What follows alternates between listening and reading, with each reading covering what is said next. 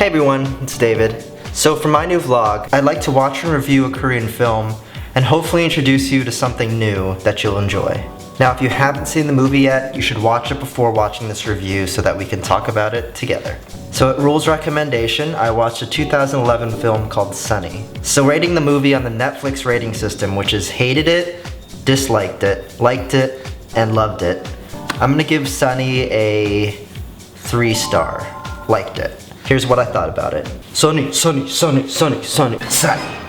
movie has several story elements that I have a bias towards. 1, nostalgia for youth. 2, Asian high schools. And 3, a period setting. I think what Sunny did best out of those 3 was the nostalgia factor and capturing Nami's warm recollections of her high school youth. The scene that stood out a lot to me was when she watches the DVD of the home video that was taken by her and her friends as they talked to the camera and greeted their future selves and talked about their hopes and dreams. It's especially bittersweet after seeing what happened to all the girls, and a reminder that in life, it's rare that things ever go as we dreamed when we were young. Now, there's one thing that did bother me about this scene, and it's gonna seem really nerdy, but I'll get into that later. Anyway, I'm really interested in the theme of faded youth and beauty, and Sunny kind of reminded me of this old Japanese film called Hausu, which I've mentioned before in one of our KQRs. That movie has a very similar group of high school girls that all fit into very distinct character archetypes. Sunny, as you probably noticed, has characters that also fit into very specific archetypes, which makes me wonder if the whole girl group thing was a popular trope during Asian cinema in the 70s and 80s. And speaking of pop culture references, I'm sure that you guys caught on to all of the K-pop name dropping that happened during the 1980s sequences. And I also noticed that the scene where Nami acts possessed is a reference to one of that actress's older films called Possessed, in which she, you guessed it, is possessed.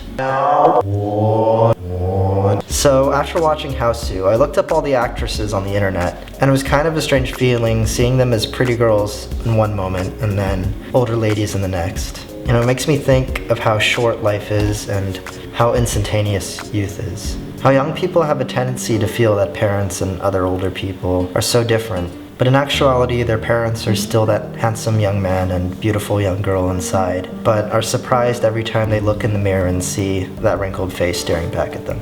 Have you guys ever had thoughts like this? So about the 2 other things, Asian high schools and the period setting, I think that Sunny portrayed a really vibrant, over-the-top character of a 1980s Korean high school, to the point where it felt a lot to me like an anime. Now that I think about it, an animated version of this movie would be so awesome. Okay, so going back to the thing that I mentioned earlier about the home video scene that really bothered me. Prepare for nerdiness. The video was obviously not shot on an 80s camcorder. See, I told you that was nerdy. Not only was the quality far too good, but the movie was playing in a widescreen aspect ratio. I suppose it's possible that her TV stretched it out for her, but home videos back then would have been shot in a 4:3 aspect ratio, so basically like a square, like the old TVs. It's a small thing, but it momentarily brought me out of the immersion of the film, and honestly, there were a lot of moments in Sunny like this. Alright, so there's one big thing that held the movie back for me, and that it was way too overcomplicated. So there were plot lines that could have been dropped without affecting the story. For example,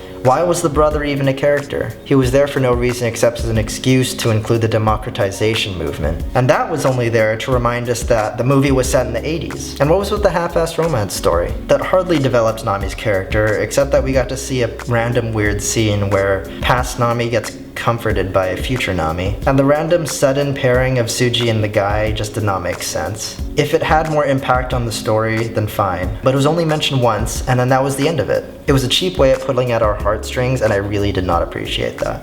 Also, there was no clear antagonist in the film, and I thought it would be way cooler if the rival gang leader was combined with the character of the glue sniffer girl. It would have made sense since the glue sniffer girl was supposed to be Chunhwa's old friend, and it would have been like these 2 anti-groups going against each other. Instead, the glue sniffer girl is introduced in the beginning, ignored throughout the movie, and then brought back as the girl in the end that ruins everything for everybody.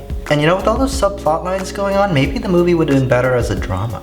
After all, it had one of Howard's top 3 drama cliches, cancer. No. So overall, Sunny was an entertaining film that definitely made me cry during a few moments.